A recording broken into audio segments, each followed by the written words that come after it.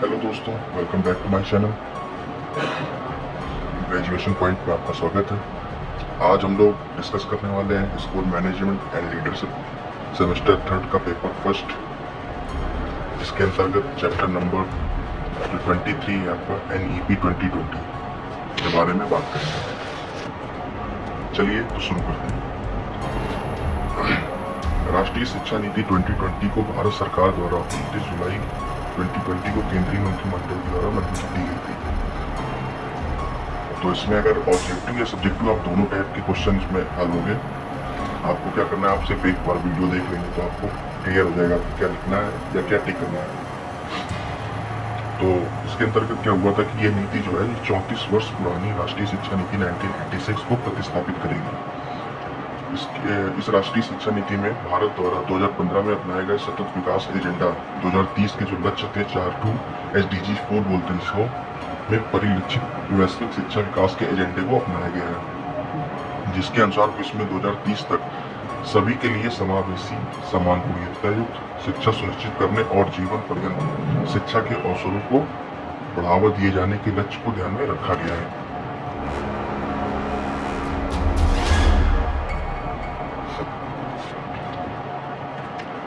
अगर चौथे पॉइंट की बात करें तो शिक्षा में विषय वस्तु बढ़ाने की जगह जोर जो है बच्चे की समस्या समाधान और तार्किक एवं रचनात्मक रूप से विचार करना सीखे, विविध विषयों के बीच अंतर संबंधों को जाने और कुछ नया विचार करें। पांचवा पॉइंट कहता है कि शिक्षा प्रक्रिया शिक्षार्थी केंद्रित होनी चाहिए।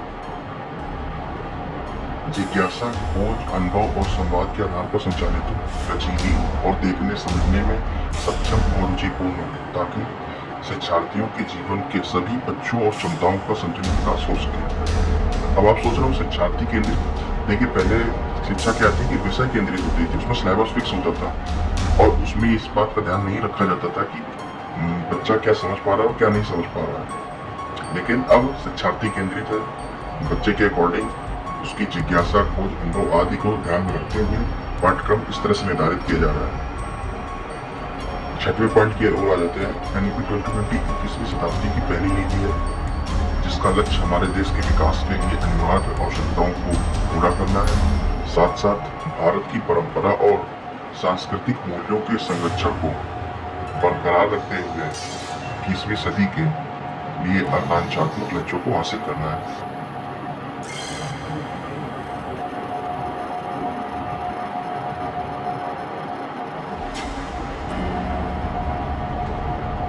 अगले पे आ जाते हैं। यह नीति इस सिद्धांत पर आधारित है कि शिक्षा से न केवल साक्षरता और संख्या ज्ञान जैसी बुनियादी क्षमताओं को विकास हो, तथा इसके साथ साथ उच्चतर स्तर की तार्किक और समस्या समाधान संबंधी संज्ञानात्मक क्षमताओं का विकास भी होना चाहिए। आठवें पॉइंट पर जाते हैं। कह रहा है कि सबके लिए आसान पहुंच, समानता, गुणवत्ता, गोपनीयता और जवाबदेही के आधारभूत स्तंभों पर निर्मित यह शिक्षा नीति विकास के एजेंडे के 2030 के अनुकूल है। इसका उद्देश्य 21वीं सदी की आवश्यकताओं के अनुकूल स्कूल और कॉलेज की शिक्षा को अधिक समग्र और लचीला बनाते हुए भारत को एक ज्ञान आधारित जीवन, समाज और ज्ञान की वैश्विक शक्ति में बदलना और प्रत्येक छात्र में निहित अद्वितीय क्षमताओं को सामने लाना है। इसमें जो मुख्य बात है, जो आपके ऑब्जेक्टिव बेसिस से सबसे इम्पोर्टेंट है, वो ये है कि इसके अध्यक्ष कौन थे। इसके अध्यक्ष थे पद्म विभूषण डॉक्टर के कस्तूरी रंजन। इसके अलावा अगर समिति की बात करें, कौन सी समिति ने काम किया था इसके लिए, तो इसके लिए कस्तूरी रंजन समिति ने काम किया था। अब समिति के गठन की बात करें कि कब गठन किया गया था, तो जून 2017 में इसका गठन किया गया था तथा मई 2019 में राष्ट्रीय शिक्षा नीति का प्रारूप कैबिनेट में प्रस्तुत हुआ था। इसके बाद अगर मंजूरी की बात करें तो 29 जुलाई 2020 को केंद्रीय मंत्रिमंडल द्वारा इसको मंजूरी मिली थी।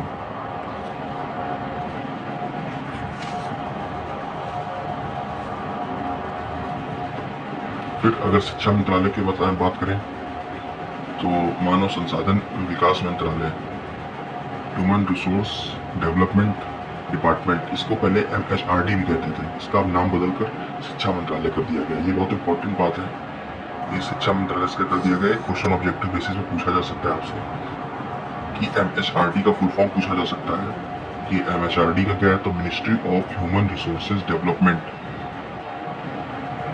और दूसरा क्वेश्चन पूछा जा सकता है कि इसका नाम बदलकर अब क्या कर दिया गया है, 4 ऑप्शन दे दिए जाएंगे, तो इसका नाम बदलकर शिक्षा मंत्रालय कर दिया गया है।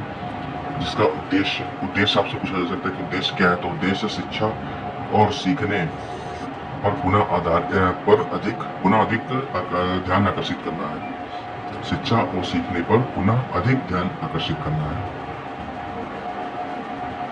अब NEP के उद्देश्य क्या उद्देश्य है, क्यों इसको लाया गया, तो NEP 2020 की शिक्षा की पहुंच, समानता, वहनीय शिक्षा और उत्तरदायित्व जैसे मुद्दों को विशेष ध्यान देना है। पहला उद्देश्य ये हो गया। दूसरा है विद्यार्थियों को आवश्यक कौशलों एवं ज्ञान से पूर्ण करना है, ये दूसरा हो गया। तीसरा, विज्ञान, तकनीकी, शैक्षिक क्षेत्र और औद्योगिक में कुशल लोगों की कमी को दूर करते हुए देश को ज्ञान आधारित सुपर पावर के रूप में स्थापित करना है। आप महसूस कर रहे होंगे कि ये जो शिक्षा NEP 2020 है, इसमें जो है टेक्नोलॉजी के ऊपर ज़्यादा ध्यान दिया गया है। कैसे हम टेक्नोलॉजी की मदद से एजुकेशन को कंप्लीट कर सकते हैं, पावरफुल बना सकते हैं। चौथे पे बात करें, चौथा कह रहा है कि भाषाई बाध्यताओं को दूर करने, दिव्यांग छात्रों के लिए शिक्षा को सुगम बनाने आदि के लिए तकनीकी के प्रयोग को बढ़ावा देने पर बल दिया गया है। पांचवा पॉइंट कह रहा है कि NEP 2020 के तहत 2030 तक सकल नामांकन अनुपात GER, दोस्तों ये इम्पोर्टेंट है, इसका फुल फॉर्म है सकल नामांकन अनुपात GER बोलते हैं, इसको 100% लाने के लिए।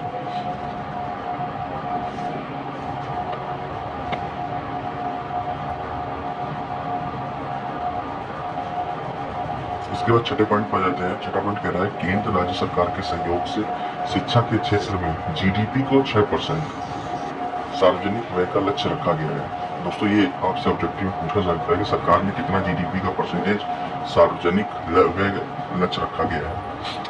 सातवें पॉइंट पे आते हैं, राष्ट्रीय परीक्षा agency national testing agency NTA द्वारा उच्च शिक्षा संस्थानों में प्रवेश के लिए कॉमन एंट्रेंस एग्जाम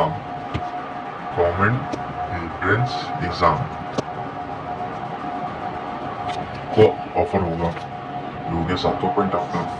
आठवें पॉइंट में कहना है कि ई-लर्निंग पर जोर देकर पाठ्य पुस्तकों को निर्भरता कम की जाएगी। देखिए ई-लर्निंग से फायदा ये होगा कि नेट की सुविधा जब आपके पास होगी तो आप कभी भी उस किताब को पढ़ सकते हैं और इससे आपकी समय की और पैसे भी बचते हैं, क्योंकि पाठ्य पुस्तकें पढ़ने के बाद फिर उनका कोई महत्व नहीं रह जाता है। लेकिन ई-लर्निंग प्लेटफॉर्म पर होगी तो फ्री ऑफ कॉस्ट अवेलेबल होगी और इजिली सबके पास पहुंच सकेगी। अब NEP 2020 की आपको विशेषता बता देते हैं। ये नीति स्वतंत्र भारत की तीसरी शिक्षा नीति है जिसे बुनियादी तौर पर परिवर्तन किए गए हैं। इस नीति के तहत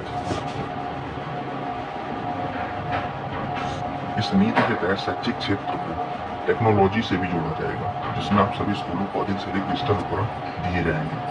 मैंने आपको पहले ही बताया था ये जो बदलाव किए गए हैं इसको टेक्नोलॉजी से जोड़ने के लिए ही किए गए हैं, जिससे ज़्यादा इजली उसे और ज़्यादा अच्छे से प्रभावी ढंग से प्रस्तुत कर सके।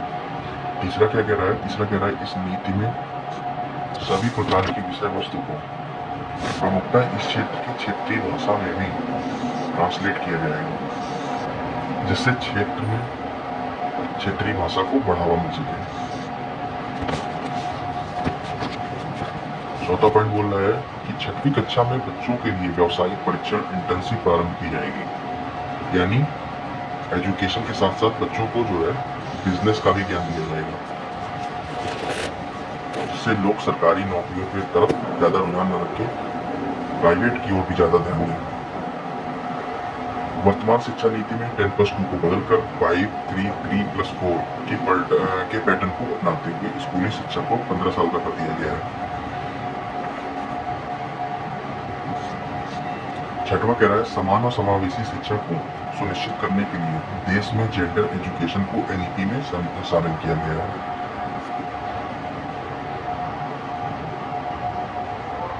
सातवां पॉइंट कह रहा है इस नीति के अंदर बच्चों को पढ़ाई में विभिन्न प्रकार के अन्य विकल्प दिए जाएंगे, अब 10वीं कक्षा में अन्य विकल्पों को भी रखा जाएगा, जिसमें छात्र कोई भी स्ट्रीम न चुनकर अपनी इच्छा अनुसार विषय को चुन सकेगा।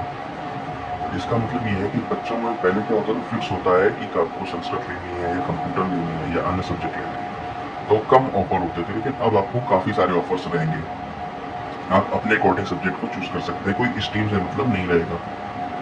आठवां पॉइंट कह रहा है कि अभी तक राज्य और सेंट्रल विश्वविद्यालयों के लिए अलग अलग नियम थे, जबकि नई एजुकेशन पॉलिसी के अंदर अब सभी के लिए एक समान नियम लागू होंगे।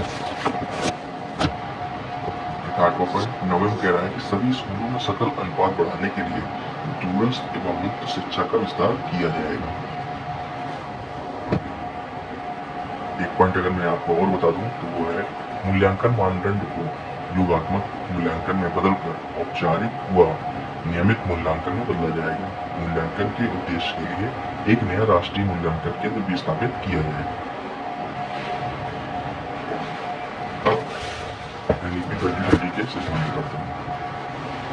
पहला सिद्धांत ये है कि प्रत्येक बच्चों की विशिष्ट क्षमताओं की स्वीकृति, पहचान और उनके विकास हेतु तो प्रयास करना, मतलब शिक्षकों और अभिभावकों को इनकी क्षमताओं के प्रति संवेदनशील बनाना, जिससे वे बच्चे की अकादमिक और अन्य क्षमताओं में उनके सर्वगुण विकास को पूरा ध्यान दे सकें। अगले पे आते हैं।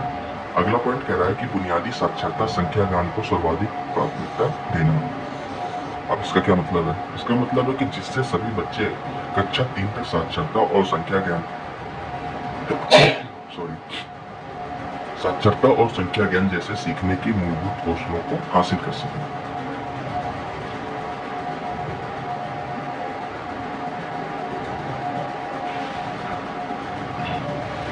मैं इसमें कुछ एक्स्ट्रा चीज जोड़ता हूँ। एक पॉइंट इसमें बन सकता है कि लचीलापन, विद्यार्थियों में उनके सीखने के तौर तरीके और कार्यक्रमों को चुनने की क्षमता हो, इस तरह वे अपनी प्रतिभा और रुचियों के अनुसार जीवन में अपना रास्ता चुन सकेंगे। इसके बाद एक सबसे फेमस पॉइंट है जो आपको लगातार पढ़ते आ रहा हूँ, कला और विज्ञान। उसको मैं बताता हूँ। उसके बीच में पाठ्यक्रम और पाठ्येतर गतिविधियों के बीच व्यवसायिक और शैक्षणिक धाराओं आदि के बीच कोई स्पष्ट अलगाव न हो, जिससे ज्ञान क्षेत्रों के बीच हानिकारक ऊंच नीच और परस्पर दूरी एवं असंबद्धता को दूर किया जा सके। अब इसके बाद थर्ड पॉइंट पे आते हैं। कह रहा है कि सभी ज्ञान की एकता और अखंडता को सुनिश्चित करने के लिए एक बहुविषयक दुनिया के लिए। अब इसका क्या मतलब है?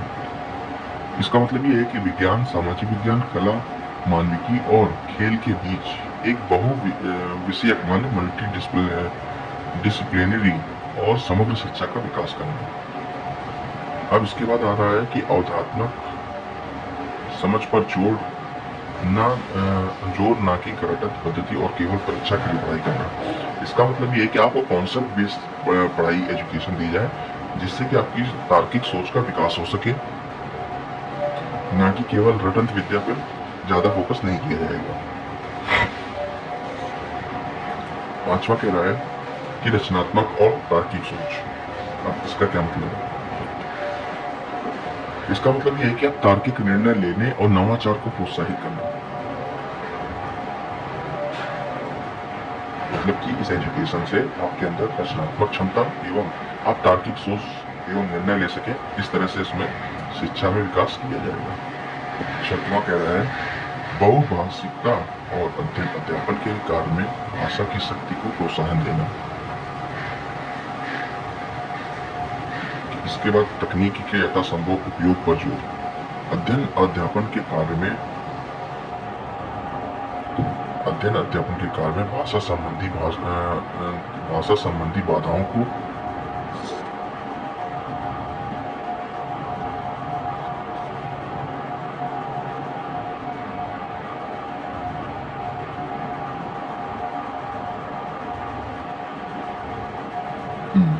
तो मैं बता रहा था कि अध्ययन अध्यापन के कार्य को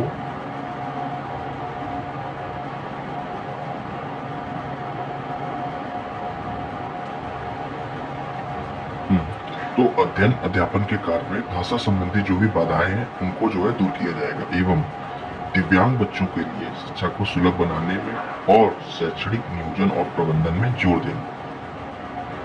और पॉइंट की बात बता दूं, क्योंकि अगर डिस्क्रिप्टिव आप लिखेंगे तो मैं इतने पॉइंट्स आपको दे दूंगा कि आपको उसके अलावा किताब देखने की जरूरत नहीं पड़ेगी। सभी शैक्षिक निर्णयों की आधारशिला के रूप में पूर्ण क्षमता और समावेशन, साथ ही शिक्षा को लोगों की पहुंच और सामर्थ्य के दायरे में रखना, यह सुनिश्चित करने के लिए सभी छात्र शिक्षा प्रणाली में सफलता हासिल कर सकेंगे।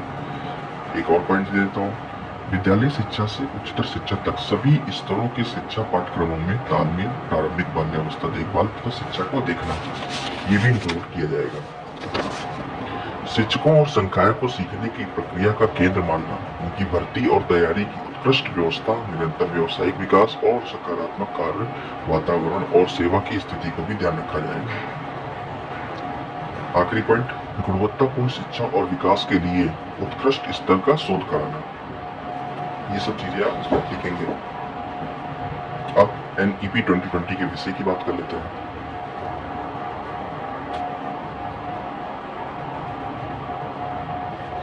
NEP 2020 विषय को 4 भागों में डिवाइड किया गया है। पहला भाग है स्कूल शिक्षा, दूसरा भाग है उच्चतर शिक्षा, तीसरा है केंद्रीय विचारणीय मुद्दे और चौथा है क्रियान्वयन रणनीति।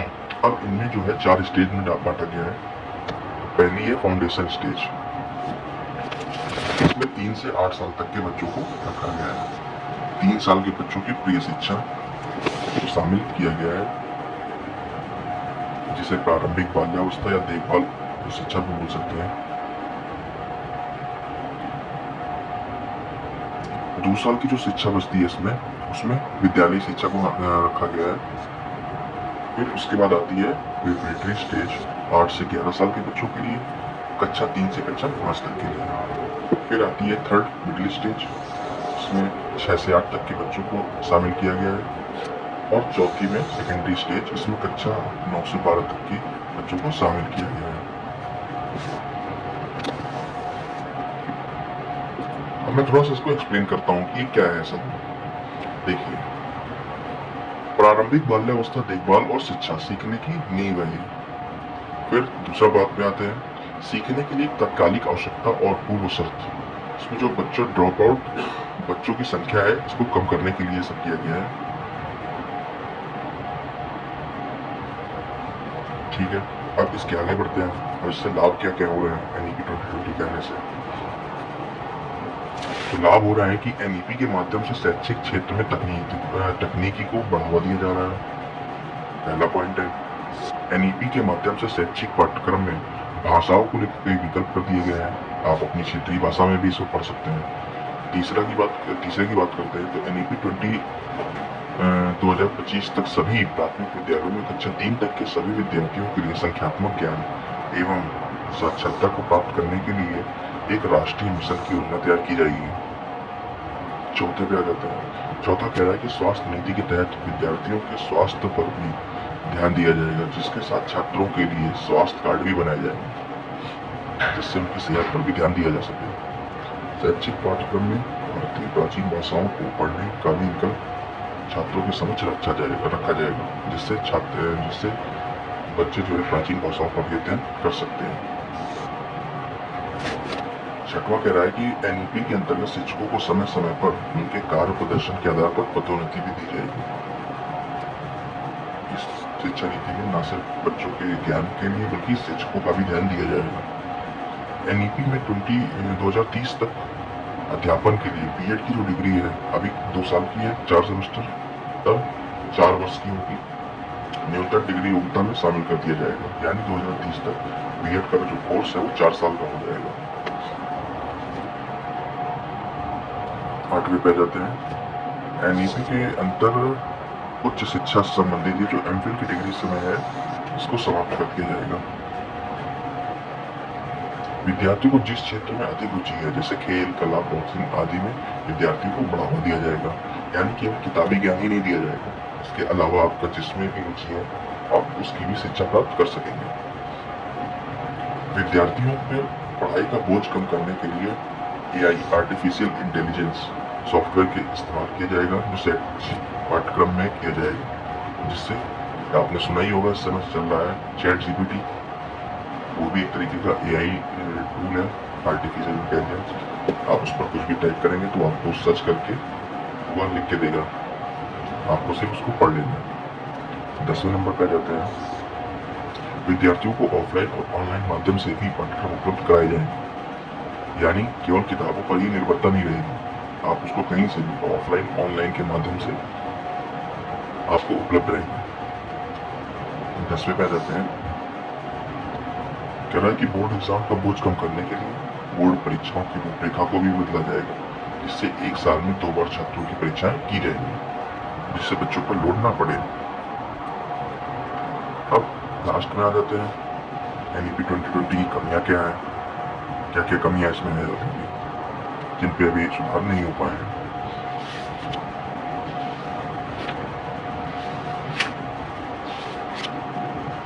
NEP 2020 में भाषा ये एक नकारात्मक कारक के रूप में प्रतीत होती है,